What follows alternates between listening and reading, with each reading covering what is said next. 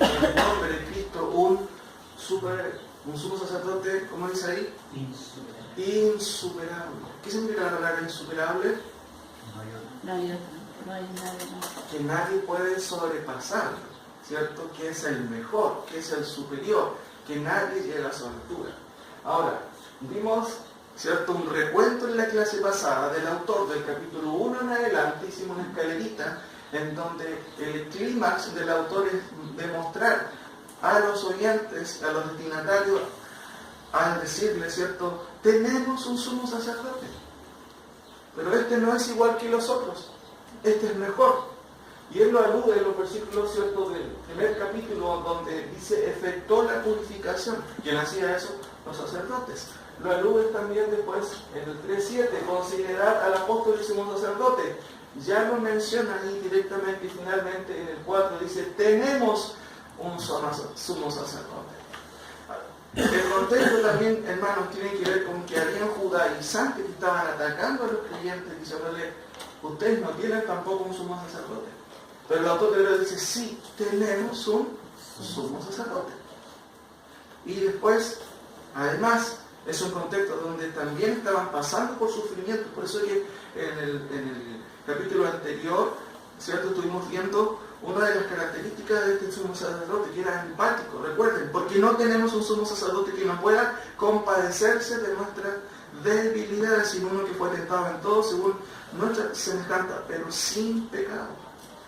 Por esto dice el autor, acerquémonos pues confiadamente al trono de la gracia para alcanzar misericordia y hallar gracia para el oportuno socorro. ¿Quién nos entiende más que nadie? Es nuestro sumo sacerdote, es Cristo. A Él debemos, ¿cierto?, orar, debemos entregar nuestras peticiones, dice el autor.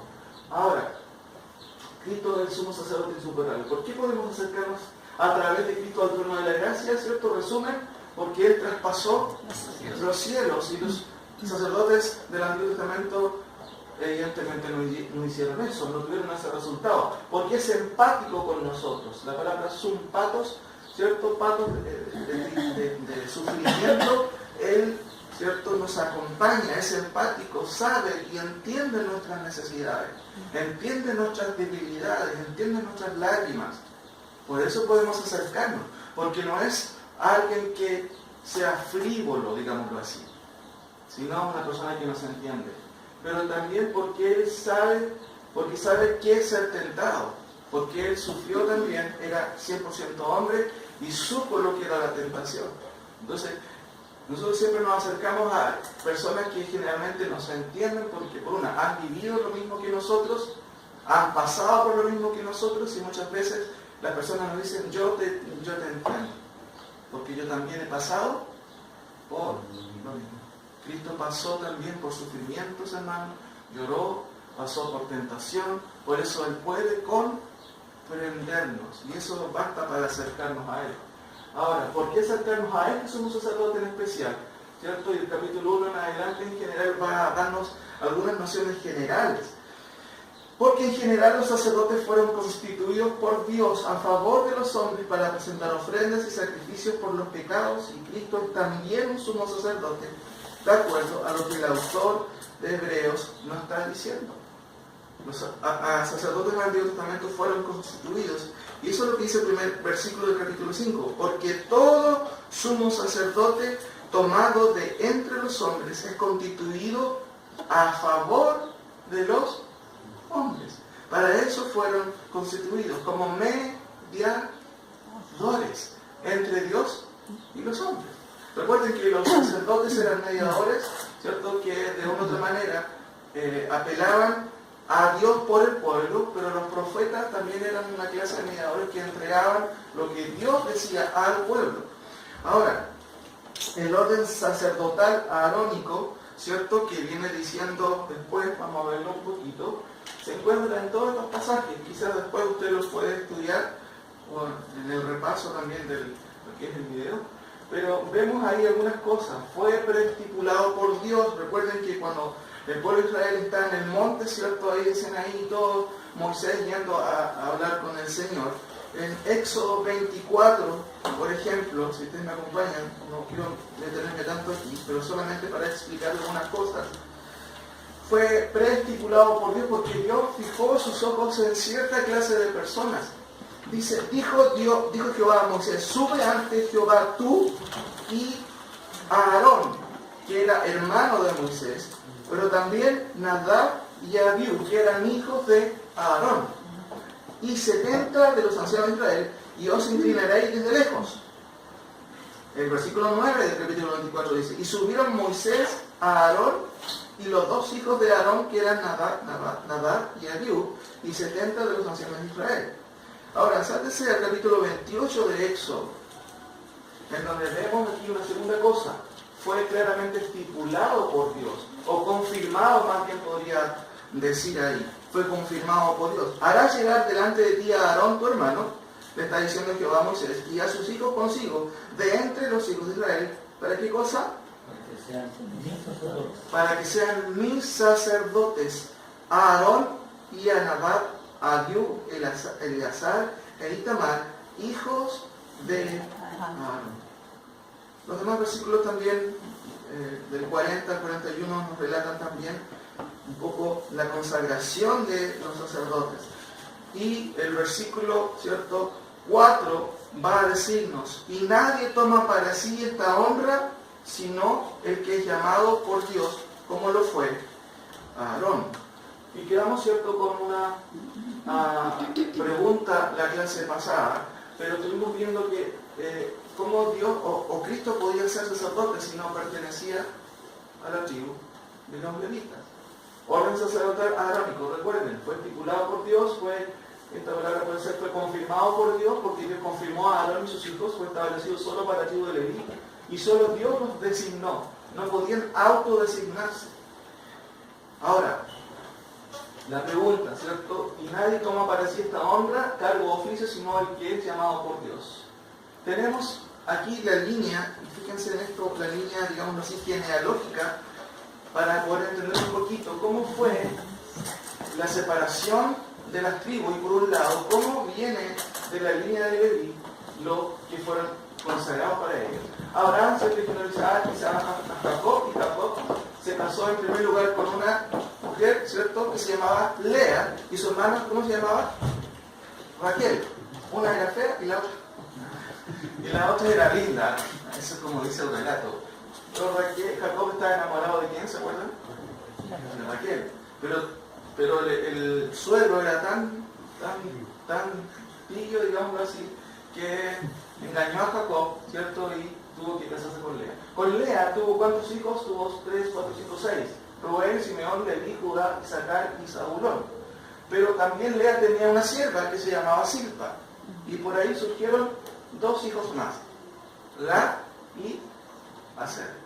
Con Raquel, ¿cuántos hijos tuvo? ¿Se acuerdan? 2. Muy bien. ¿Cómo se llamaban? José y Benjamín. Muy bien. José y Benjamín. De José nacen las tribus de Manasés y Efraín. Pero también Raquel tenía una sierva que se llamaba Bilha. ¿Y con ella tuvo cuántos hijos? 2. Muy bien. Dan y Neftalí. ¿Cuántos hijos en total entonces nacen de Jacob? 12, y de ahí nacen las 12 tribus de Israel. ¿Ya? Ahora, nótense aquí, de Leví van a ser Amram, y se casar con Jocabed, y ellos van a tener 2 hijos, que se llama uno Moisés y el otro Aarón. Y de Aarón viene Nadab, Abiú, Eleazar e Itamar. Si trazamos la línea, ¿de dónde vienen? ¿De qué tribu vienen? Leví. Y de aquí nacen también los levitas, todos los que servían, ¿dónde? En el templo y en el tabernáculo. Notemos ahora Judá. De Judá, ¿cierto? Bueno, de Tamar, ¿cierto? Tamar, ¿cierto? Concibe a Fares. Fares y Sara tienen a Hebrón tiene a Arán. De Arán sale Salmón, ¿cierto? Que se casó con Rahab. ¿Recuerdan la historia de Rahab? Muy linda. Y de Rahab, ¿cierto? Van a ser Boz, y Boz se va a casar con Ruth, y Ruth va a tener a Obed y a Isaí.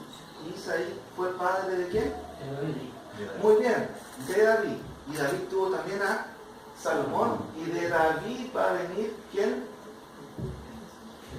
Jesús. Entonces Jesús, ¿de qué tribu viene finalmente? De Judá. De Judá. ¿Qué tiene que ver con Leví? Nada. Porque él entonces asume el papel sacerdotal si no tiene que ver con la tribu de Leví. Bueno, eso vamos a ver ahora, ¿cierto? De por qué razón él toma ese papel si no era de la tribu de Leví. Porque básicamente la tribu de Leví era la que fue designada por Dios para que los sacerdotes pudieran, ¿cierto?, venir de ahí, estrictamente hablando. Ahora, el rol, digámoslo así, del sacerdocio arónico se encuentra en los versículos 1 al 4 y del 5 al 10. El autor se dedica, mis queridos hermanos, a hablar de Cristo y de cómo Cristo, ¿cierto?, es sacerdote. Los primeros versículos del 1 al 4 entonces primero nos revelan qué es lo que tenían que hacer los sumos sacerdotes. No me voy a quedar tanto en eso porque quiero dedicar más esta enseñanza de los versículos 5 al 10 que tratan de Cristo.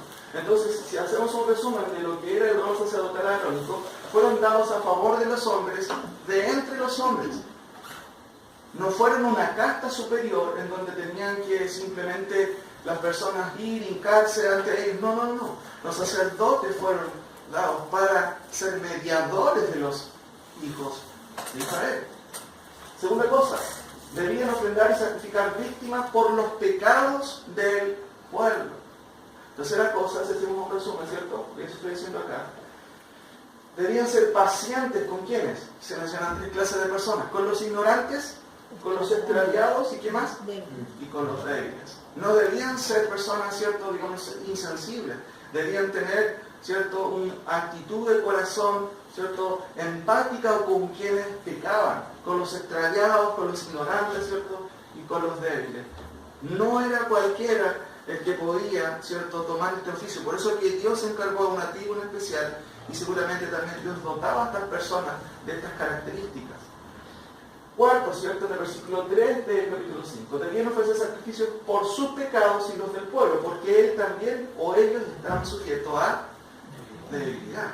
O sea, tampoco eran superhombres, digámoslo así, sino que ellos también estaban sujetos a el pecado. Por eso que también debían ofrecer primero ellos por sus pecados para después ofrecer sacrificios por los pecados del pueblo. Y finalmente no podían ellos mismos otorgar dicho rol intercesor. ¿Por qué razón? Porque el versículo 4 dice: y nadie toma para sí esta honra sino el que es llamado, ¿por quién?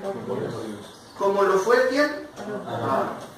Entonces queda establecido de que la línea sacerdotal, los sacerdotes venían ¿de quién? De Aarón, de la tribu de Leví. Ahora, yo quiero hablarles un poquito, y este tema tiene que ver con Cristo, un sumo sacerdote insuperable, y vamos a verlo en los siguientes versículos del 5 al 10 en 3 grandes cláusulas. Cristo es un sumo sacerdote insuperable en sus cualificaciones divinas, en sus características divinas, en sus cualificaciones humanas y en sus cualificaciones sacerdotales. Vamos a ver el primero, entonces, esta mañana, en sus cualificaciones, ¿cierto?, divinas. El versículo 5 y 6 nos dan esta información. Dice así la palabra del Señor: así tampoco Cristo se glorificó a sí mismo haciéndose sumo sacerdote, sino el que le dijo: tú eres mi hijo, yo te he engendrado hoy. Como también dice en otro lugar: tú eres sacerdote para siempre según el orden de Melquisedec. Cristo es un sumo sacerdote insuperable en sus cualificaciones divinas porque fue llamado también, ¿por quién?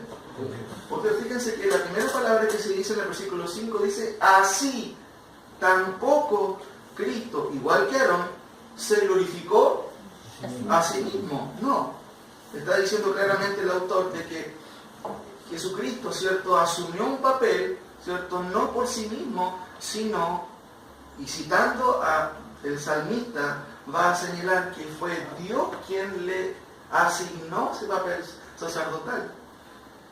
Lo primero que vemos aquí, que es algo interesante, dice en el versículo 5, así tampoco, interesante, en literal dice el Cristo, ahí falta el artículo, que enfatiza la mesianidad de Cristo. Así tampoco el Cristo se glorificó a sí mismo haciéndose sumo sacerdote.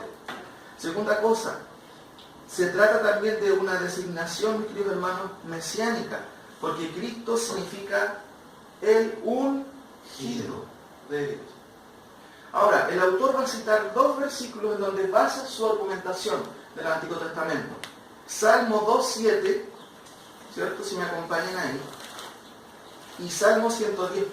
Vamos primero a Salmo 2.7, porque él está citando lo que dice el salmista claramente.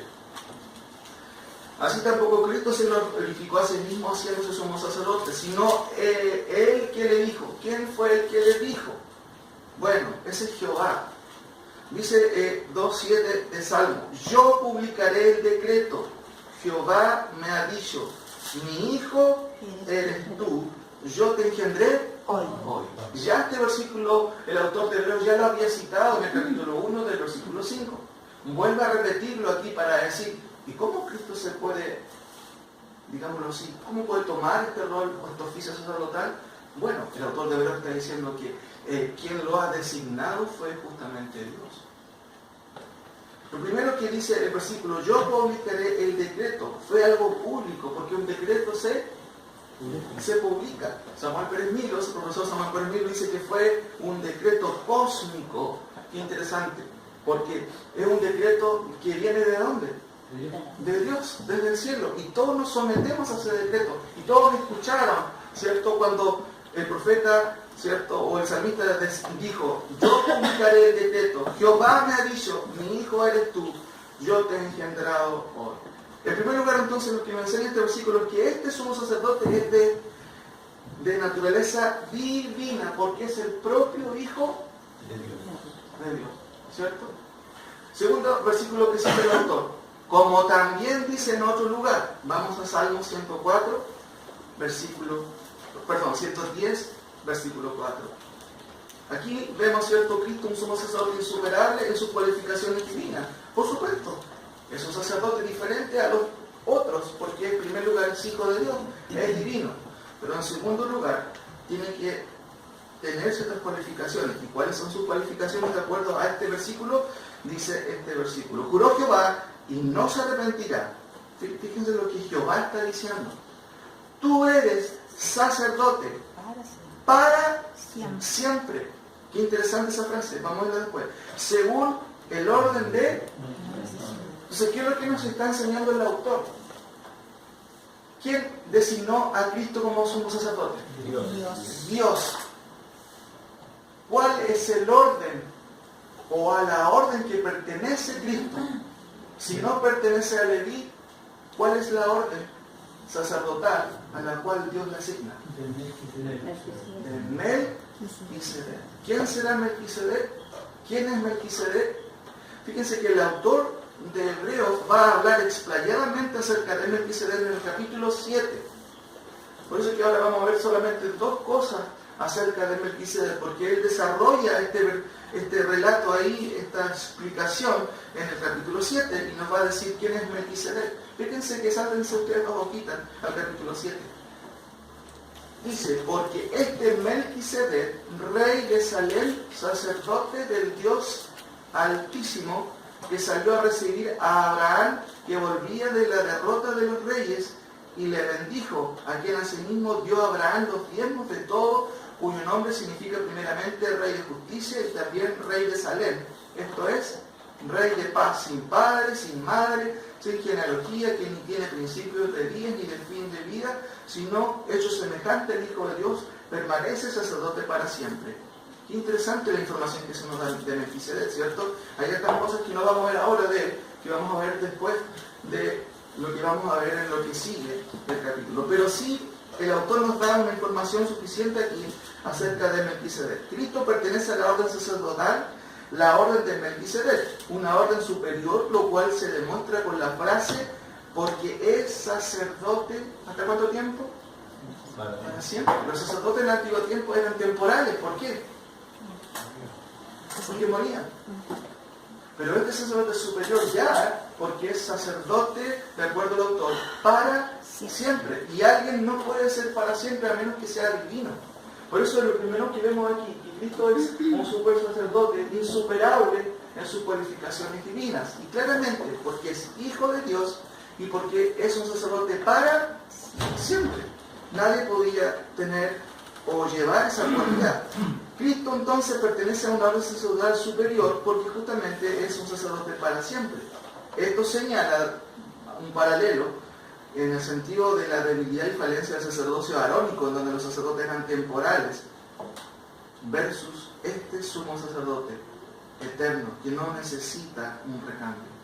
Recuerden que los sacerdotes morían y después los hijos asumían el papel sacerdotal. Segunda cosa interesante de Melquisedec, que tiene una relación particular, ¿cierto?, a la mención que se hace de él en Génesis 14, 17. Vamos a Génesis, por favor, por un momento. Génesis 14, 17. Y se dice algo interesante de Melquisedec. Génesis 14, 17 dice: cuando volvía de la derrota de Kedorlaomer y de los reyes que con él estaban, ¿cierto? Está hablando de Moisés, de Abraham, ¿cierto? Cuando va a ayudar a su sobrino Lot, dice, cuando volvía de la derrota de Kedorlaomer y de los reyes que con él estaban, salió el rey de Sodoma a recibirlo al valle Sabe, que es el valle del rey.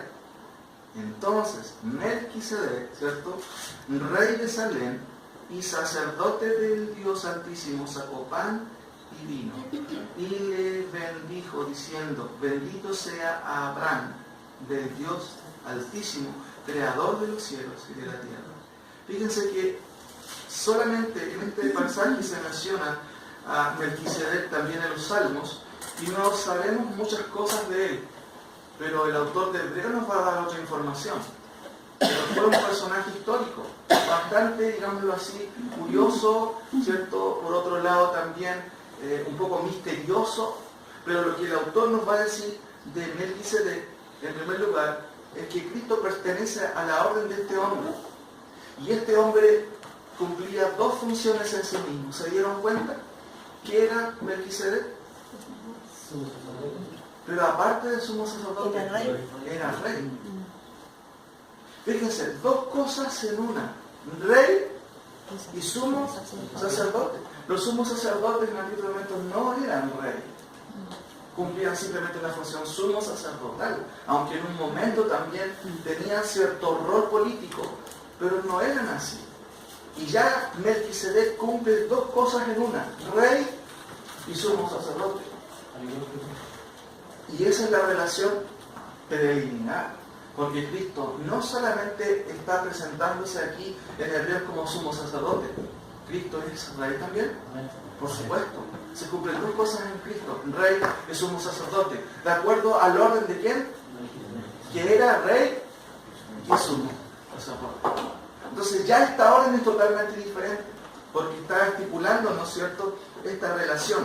La mención de Melquisedec tiene relación entonces a una persona particular en el Antiguo Testamento. Y esto antes de la institución del sacerdocio arónico. Fíjense, todavía no se instituía el servicio o el sacerdocio arónico y ya estaba presente otra orden que Dios quiso dar a través de un hombre que se llamaba Melquisedec en tiempos de Abraham. Y este hombre era rey y sumo sacerdote. Por eso aquí dice que Cristo, volvamos a Hebreos por favor, Hebreos capítulo 5, 6 dice: como también dice en otro lugar, tú eres sacerdote para siempre, según el orden de Melquisedec, como es citado en Salmo 110, 4.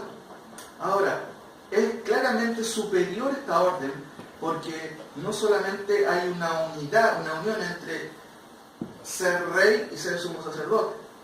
Por otro lado, la mención de Melquisedec tiene varios objetivos que el autor va a desplegar, como ya dije en el capítulo 7, lo vamos a ver posteriormente. Ahora, Melquisedec aparece, como ya vimos, ¿cierto?, en Génesis 14, 17 en adelante, quien era, aparte de sumo sacerdote, rey, ¿cierto?, lo cual apuntaba y apunta, en el caso de Cristo, a su mesianidad. Acompáñenme, hermano, por favor, a Isaías 11:10. Isaías 11:10. Melquisedec, aparte de ser sumo sacerdote, como ya hemos dicho, ¿cierto?, era rey, lo cual prefigura el no laicismo de Cristo. Esta palabra se repite mucho en este último tiempo, ¿cierto? Donde se habla de un gobierno no laico. ¿Han escuchado esa palabra? El laicismo, en cierto sentido, tenía que ver con esta cuestión de unir la religión y el Estado. ¿Me entienden?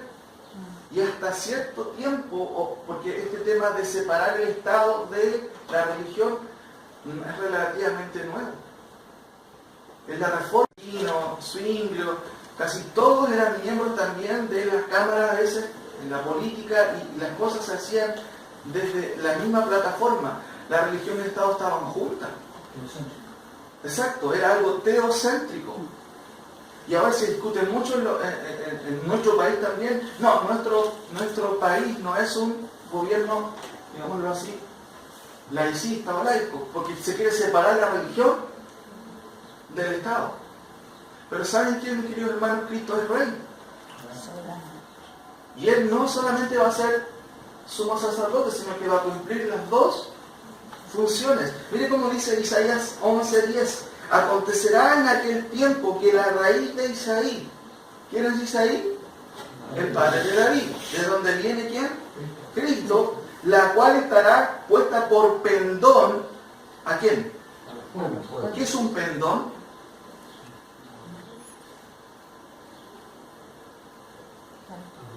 Juan, pendón es hermoso. Es como una bandera. Es como una bandera, es como un estandarte.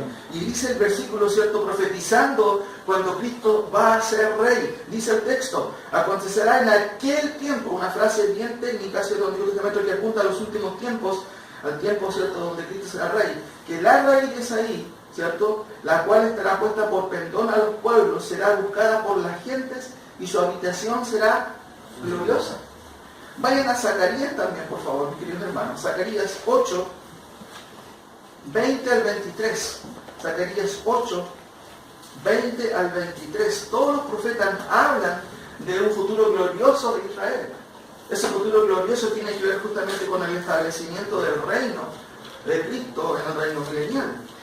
Zacarías 8, 20 al 23 dice claramente: así ha dicho Jehová de los ejércitos, aún vendrán pueblos y habitantes de muchas ciudades, y vendrán los habitantes de una ciudad a otra y dirán: vamos a implorar el favor ¿de quién? De Jehová. ¿Esto sucedió ahora? ¿Está sucediendo hoy? No. El mundo está de mal en peor y de caída, ¿cierto?, hacia una moralidad totalmente funesta. Pero aquí el profeta está viendo lo que va a suceder en el futuro y está diciendo que los habitantes de los pueblos vendrán, ¿cierto?, de muchas ciudades, versículo 21, y vendrán los habitantes de una ciudad a otra y dirán: vamos a implorar el favor de Jehová. Qué interesante, va a ocurrir un día en que todos van a buscar el favor de Jehová. Dice, y el versículo sigue diciendo: y a buscar a Jehová de los ejércitos. Yo también iré, y vendrán muchos pueblos y fuertes naciones a buscar a Jehová de los ejércitos en Jerusalén, y a implorar el favor de Jehová. Así ha dicho Jehová de los ejércitos. En aquellos días, otra frase escatológica que apunta al final de los tiempos en el reino milenial. En aquellos días acontecerá que 10 hombres de las naciones de toda lengua tomarán del manto ¿a quién? A un judío, diciendo: iremos con vosotros, porque hemos oído que Dios está con vosotros. Fíjense qué interesante lo que está diciendo el autor de Hebreo, que Cristo, ¿cierto?, es de acuerdo al orden de Melquisedec, y Melquisedec era rey y sumo sacerdote. ¿Cristo será rey? Sí. Y también sumo sacerdote, porque de él saldrá la palabra de Dios. Entonces, ¿qué es lo que vemos aquí? Cristo es un sumo sacerdote insuperable en sus cualificaciones divinas. Dos cosas. ¿Por qué? Porque es hijo de Dios y porque será y es rey y además sumo sacerdote. Segunda cosa que notamos también en este versículo, que tiene que ver con sus cualificaciones humanas, ¿cierto? Versículos 7 y 8. Sigue diciendo el autor: y Cristo en los días de su carne, ofreciendo ruegos y súplicas con gran clamor y lágrimas al que le podía librar de la muerte, fue oído a causa de su temor reverente, y aunque era hijo, por lo que padeció, aprendió la obediencia. Estos versículos, como los otros de la epístola, subrayan una vez más la condición humana del Mesías.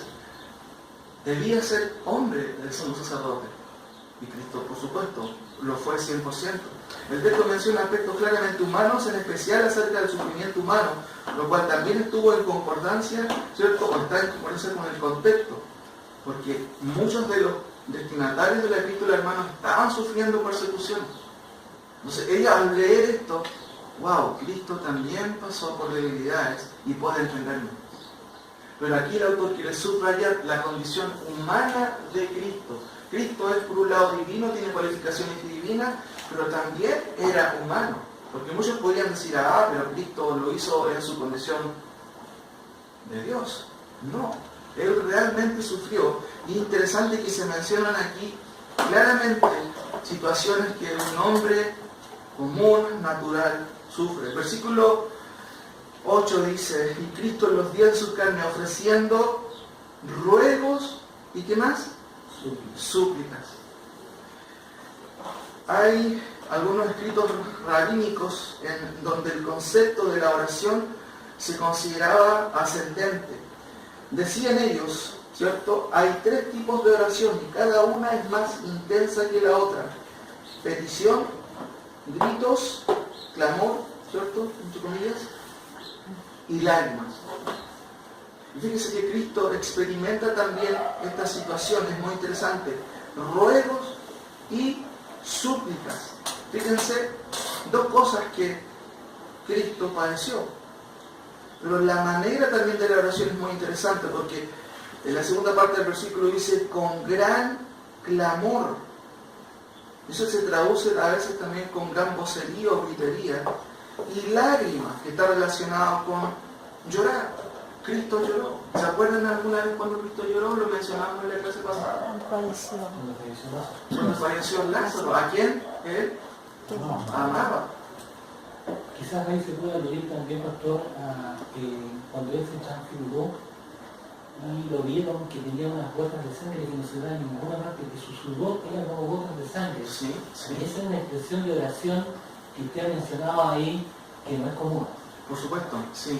Y bueno, básicamente eso tiene relación a lo que sucedió en el Getsemaní.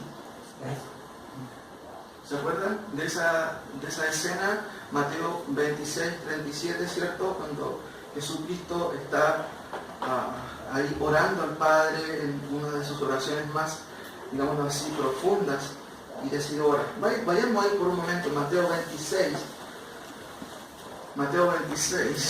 del versículo 36 en adelante. Mateo 26.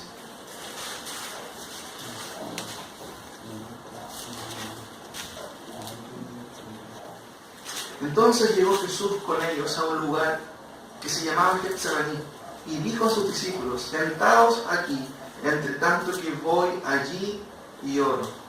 Y tomando Pedro a los 2 hijos de Zebedeo, comenzó a entristecerse, fíjense qué interesante, y a angustiarse. ¿De qué manera?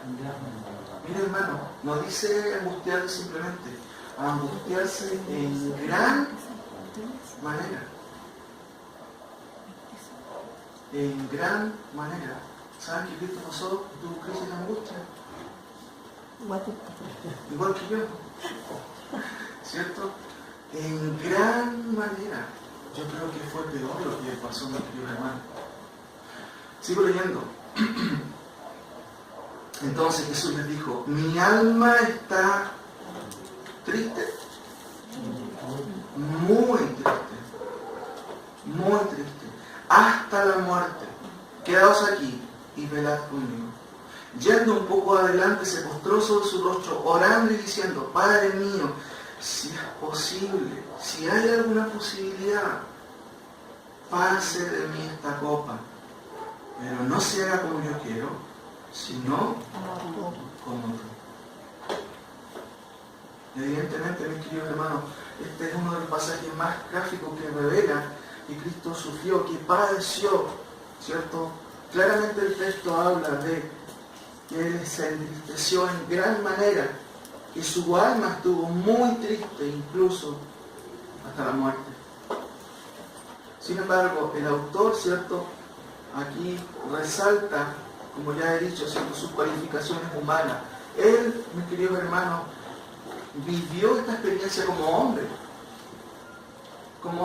hombre, tal cual Pablo dice en Efesios capítulo 2, que él fue obediente hasta la muerte y muerte de cruz. En ningún caso él asumió prerrogativas divinas y dijo, soy Dios, no me afecta nada. No. Pablo dice en 2, ¿cierto?, en Filipenses, que él tomó forma de siervo, ¿cierto?, y no estimó el ser igual a Dios como cosa que aferrarse. Yo soy Dios, me voy a aferrar a eso. No, él sufrió literalmente, se angustió.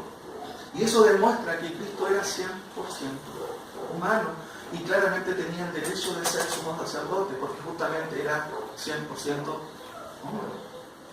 Y no, ¿cierto?, aprovechó, no estimó, como dice Pablo ahí en Filipenses, ser igual a Dios como cosa a que aferrarse y de una u otra manera pasar esta gran prueba de manera fácil. No, para nada. Isaías 53 dice, experimentado en quebranto. Es muy gráfico ese pasaje. Ahora, la segunda frase del versículo dice lo siguiente: y Cristo en los días de su carne, ofreciendo ruegos y súplicas con gran temor y lágrimas al que le podía librar de la muerte, fue oído a causa de su temor reverente. ¿Cuál es la idea, mi querido hermano? Cristo no fue librado de la muerte, pero la respuesta del Señor, de Dios, se dio ¿cuándo?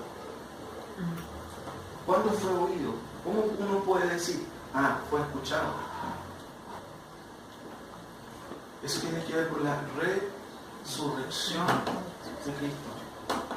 Fíjense que el texto dice, fue oído a causa de su temor reverente. Y esto, en primer lugar, es una demostración, ¿cierto?, no una petición de evadir su misión, sino la de ser librado de las garras de la muerte, lo cual la resurrección demostró a todos la aprobación de Dios. El término, ¿cierto?, temor reverente es una palabra interesante, eulabeía, que se puede traducir literalmente como buen temor, pero es interesante, significa, mis queridos hermanos, en primer lugar, precaución y luego reverencia. Por eso se traduce el temor piadoso. Y en el Antiguo Testamento siempre se habla del temor de Dios y el temor a Dios. Muchas veces nosotros hacemos cosas por temor a Dios. No voy a hacer esto por temor a Dios. ¿Me entienden? ¿Por temor a qué? Al castigo. Pero el temor de Dios puede graficarse como el temor de Dios. Esa precaución que uno tiene de decir, no voy a hacer esto, porque ¿cómo podría yo, ¿cierto?, fallar a un Dios santo? Temor que tuvo el personaje como Daniel, como José. ¿Se acuerdan cuando fue tentado? ¿Cómo haría yo tan grande mal? Y él estaba pensando en quién, en el faraón. Él estaba pensando en Dios, porque tenía temor de Dios. Por eso esta reverencia es muy interesante y nos demuestra y nos enseña a nosotros cómo debe ser nuestra reverencia. ¿Cómo nuestra reverencia ante Dios? Es porque le tenemos miedo a Dios, porque hay un temor en nuestro corazón de no fallar a Dios. Cristo, fíjense, y el autor dice que tuvo y fue escuchado por causa de su temor reverente, una reverencia piadosa de parte de Cristo. Sin duda, su sufrimiento, en especial el mayor que tuvo que Getsemaní, ¿cierto?, no tenía que ver con un miedo al destino de la cruz y a los dolores del proceso. Uno podría decir, él tenía miedo a morir esclavado. ¿Cómo podía uno pensar eso? Muchos creyentes en el primer siglo murieron, hermano, ¿cierto?, no solamente frente a los leones, crucificados. Ellos en ningún caso dijeron, tengo miedo a eso. No, ellos morían y dicen, bien. Hay casos bien particulares en donde mártires morían frente, ¿cierto?, a la hoguera y ellos decían, vamos, apúrense, ¿qué se demoran? Hay un libro que se llama Los Mártires, escrito por Fox, un autor, en donde habla de los mártires del primer siglo, donde uno puede leer y puede ver la valentía que ellos tenían. Sin duda yo creo que Dios dio valentía a ellos, porque ellos eran puestos ante la muerte, pero ellos decían, vamos, yo no tengo miedo, no voy a negar a Cristo. ¿Ustedes creen que Cristo tenía miedo a la cruz? ¿A ser clavado? ¿Cuál es el miedo mayor que tenía Cristo a la cruz? Porque fíjense que hay pasajes en donde claramente se nos dice, Mateo 27:46, Dios mío, ¿por qué me has desamparado? Fíjense el Salmo 22 por un momento, es un pasaje también mesiánico que recuerda el sufrimiento de Cristo, ¿cierto?, que tuvo en la cruz. Salmo 22 es un pasaje, pero potentísimo en ese sentido. Dice claramente, Dios mío, ¿por qué me has desamparado? Lo que cita Cristo, evidentemente, en la cruz. ¿Por qué estás tan lejos de mi salvación y de las palabras de mi clamor? Esa es una pregunta que hace Cristo, ¿cierto? Digámoslo así, en una condición desesperada, de tristeza.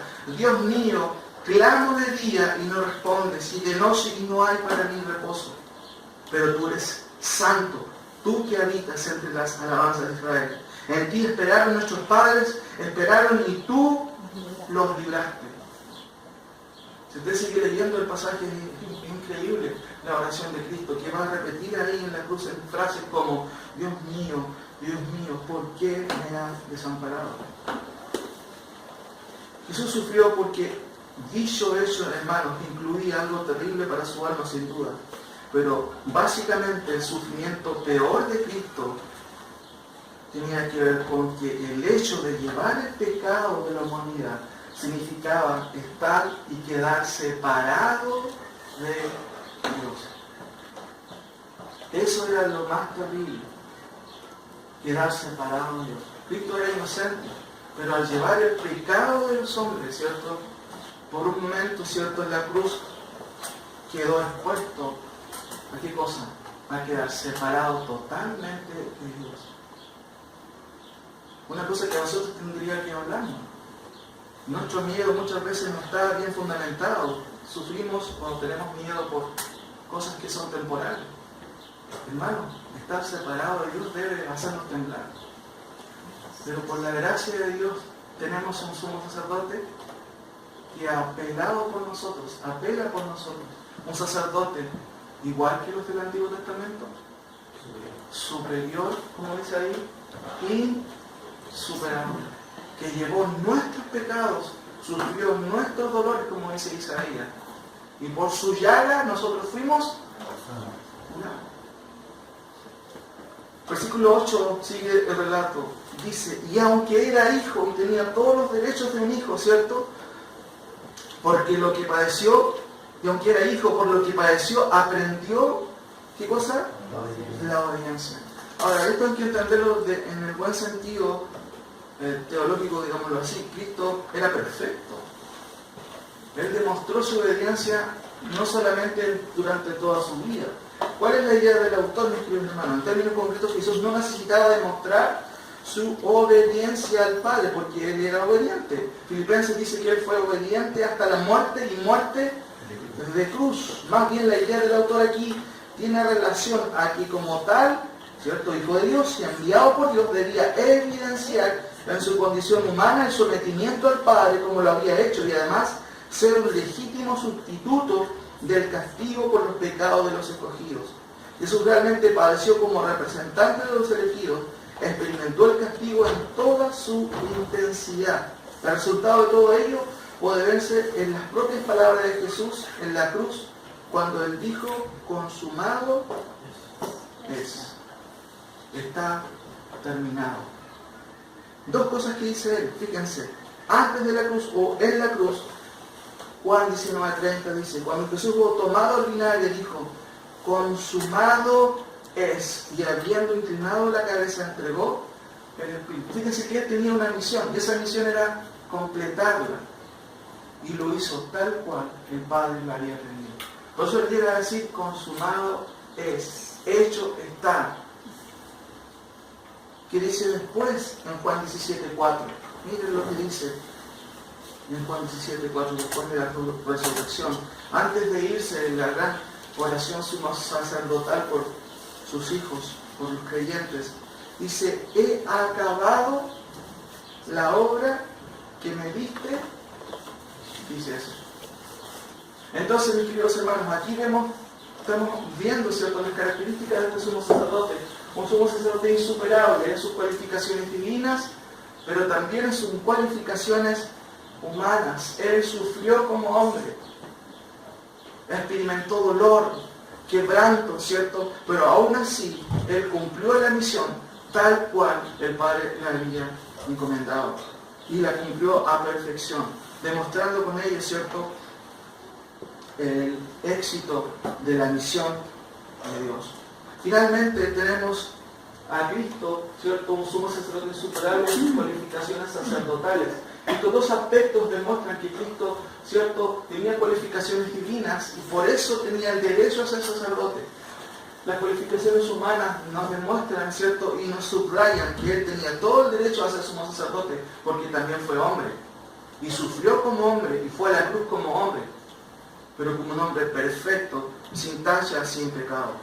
Los versículos 9 al 10, ¿cierto?, son los últimos versículos que el autor está explicando, y él va a decir: y habiendo sido perfeccionado, vino a ser autor de eterna salvación para todos los que le obedecen, y fue declarado por Dios sumo sacerdote según el orden de Melquisedec.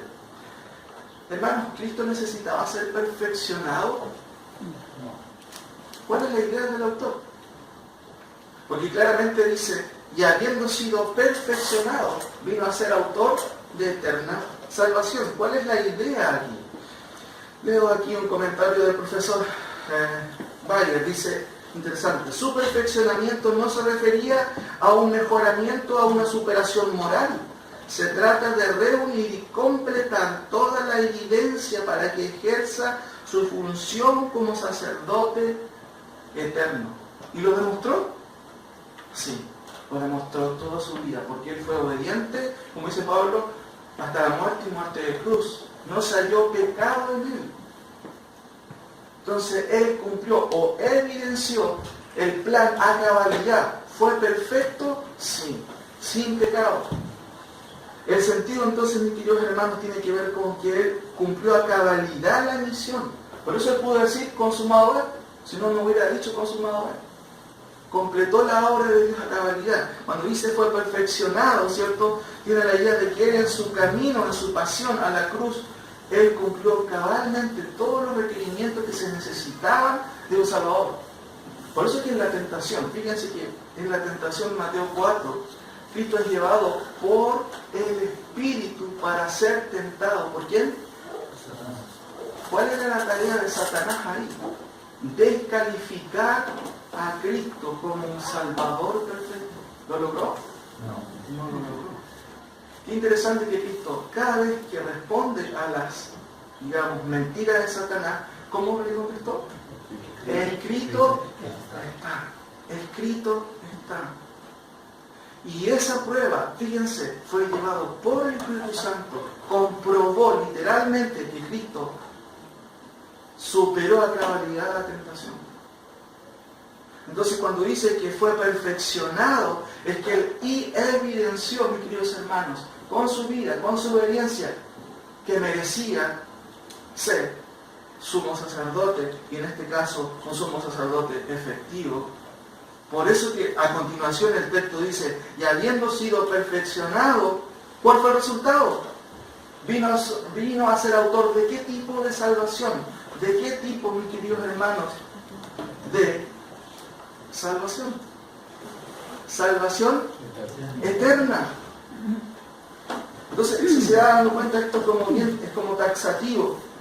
Si evidentemente evidenció que él era perfecto, que era un sumo sacerdote totalmente insuperable, bueno, el resultado fue también insuperable, porque logró salvación eterna. La frase entonces, autor de eterna salvación, es muy interesante porque es único en el Nuevo Testamento, no aparece en otro lugar, y significa el término autor, ¿cierto?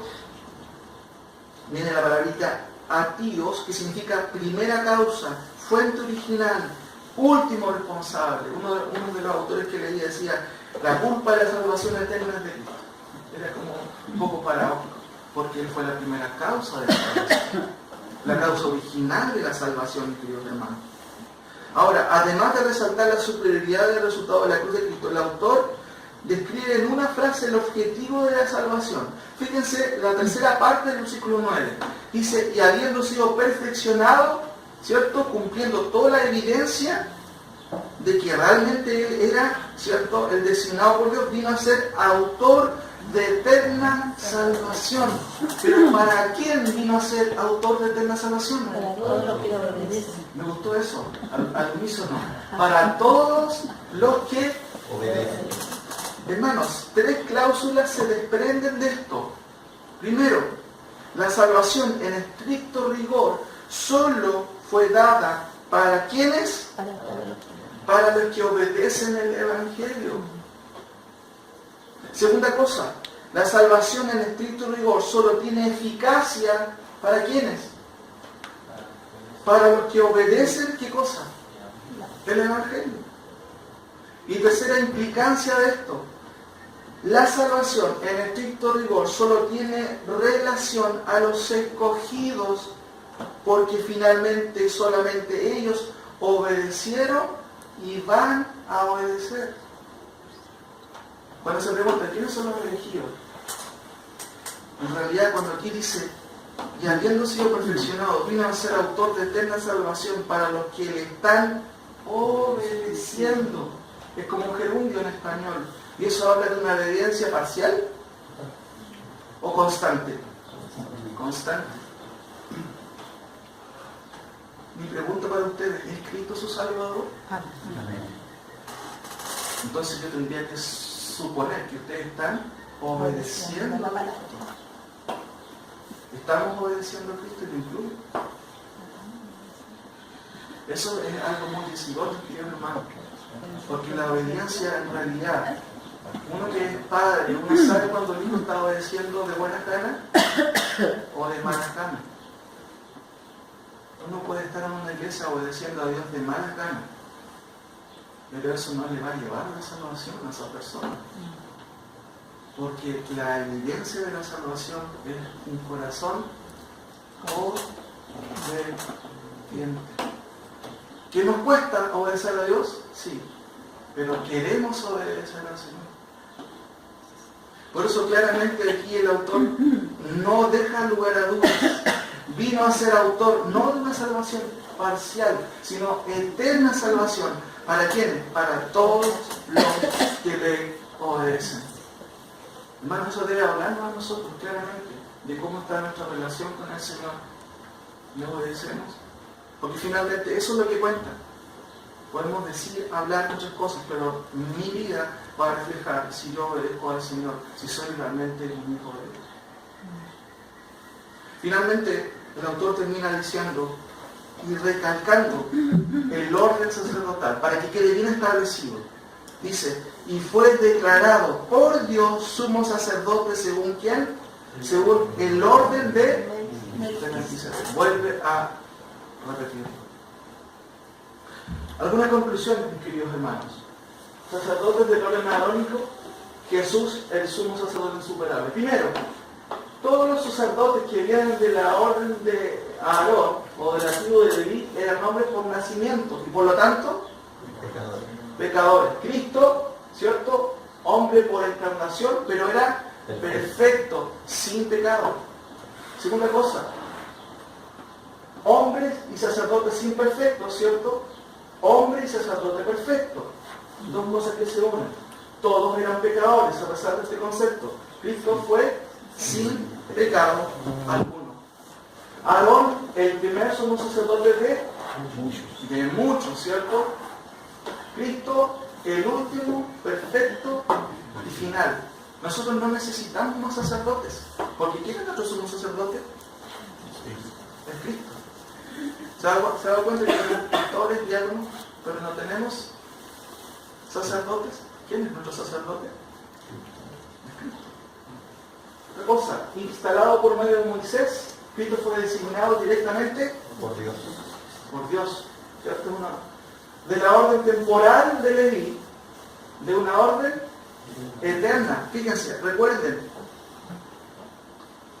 dice el versículo 9, y habiendo sido perfeccionado vino a ser autor de eterna salvación. Pero el versículo 6 dice, tú eres sacerdote para siempre. Dos cosas que no tenían sacerdocio arónico, ¿cierto? Ofrecieron animales todos los sacerdotes de la orden de Aarón. Cristo, ¿qué ofreció? Se ofreció a sí mismo, ¿cierto? Por los pecados. Sacrificaron una y otra vez. ¿Y Cristo cuántas veces lo hizo? Solo una vez, ¿cierto? Hizo un solo final eficaz y suficiente sacrificio.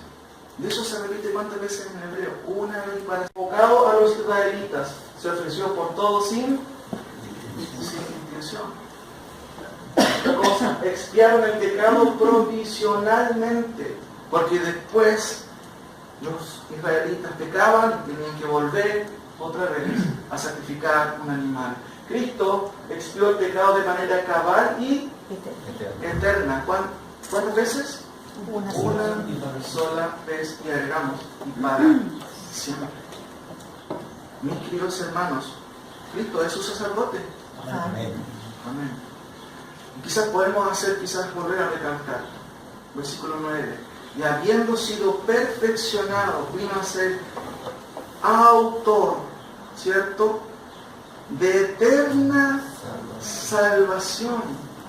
¿Cómo pueden decir algunos que la salvación se pierde o que es momentánea? Si Él nos dio salvación eterna. Pero para todos los que le obedecen. Mi hermano, me alegro que usted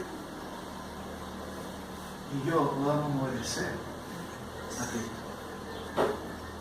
A veces hay cosas que no vamos a entender, pero debemos obedecer. Esa es una de las evidencias de que realmente este sumo sacerdote insuperable está abogando por nosotros.